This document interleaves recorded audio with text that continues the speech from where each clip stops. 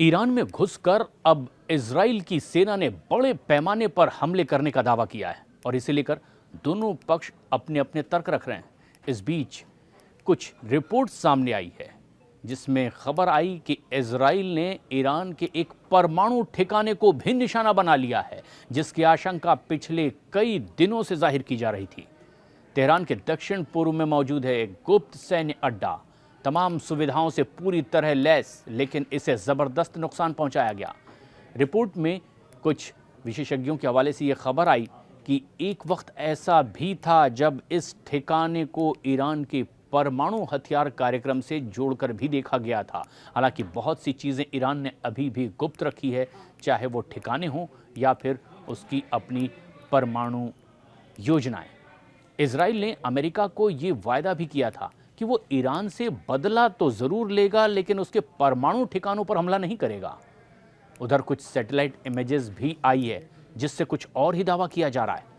America के राष्ट्रपति Joe Biden के साथ बैठक में बेंजामिन नेतन्याहू ने उन्हें पूरी तरह से आश्वस्त किया था कि ईरान में तेल संयंत्रों और न्यूक्लियर प्लांट को वो निशाना नहीं बनाएगा, बदला ज़रूर लेगा। लेकिन रिपोर्ट में बताया गया कि इस साइट पर पहले बैलिस्टिक मिसाइल कार्यक्रम भी ईरान चला चुका है। सैटेलाइट तस्वीरों में यहां हमले की जाने की पुष्टि भी हो चुकी है।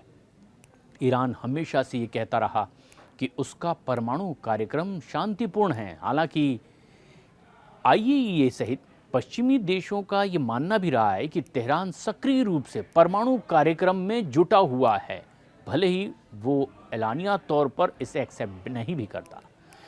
इजरायली हमले में ईरानी सेना के 4 सैनिकों के मारे जाने की सूचना भी मिली और फिर एक बड़ा दावा ईरान की ओर से।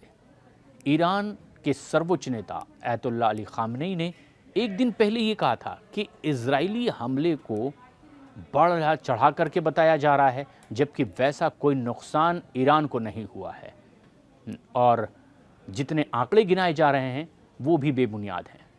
इजराइल पर लेकिन जवाबी हमले की बात उनकी ओर से ज़रूर कही गई थी।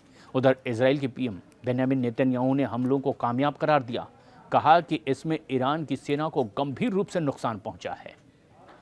अब कई और मसले खड़े होने लगे हैं। इजराइल ईरान आपस में आखिर उलझे ही क्यों हैं, ये एक नया सवाल भी सामने आया। क्या इसके अलावा कोई और विकल्प नहीं था?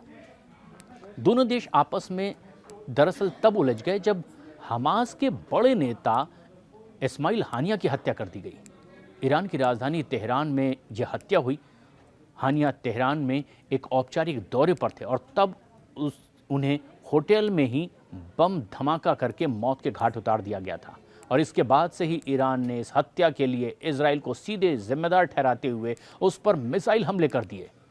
इन हमलों का जवाब देते हुए इसी शनिवार इजराइल ने ईरान को निशाना बनाया और फिर एक बड़ा हमला कर दिया। माना यह जा रहा है कि जहां एक बड़ा परमाणु ठिकाना था उसी को इजराइल ने निशाना बनाया है, क्योंकि अब तक ईरान ने इस तरह की औपचारिक घोषणा अपने उन ठिकानों को लेकर नहीं की थी। इसलिए इस तरह के हमलों और ठिकानों के नेस्त नाबूद हो जाने से भी ईरान इनकार कर रहा है। अपनी इस अहम खबर पर अपनी बेशकीमती राय हमें कमेंट्स करके ज़रूर बताएं।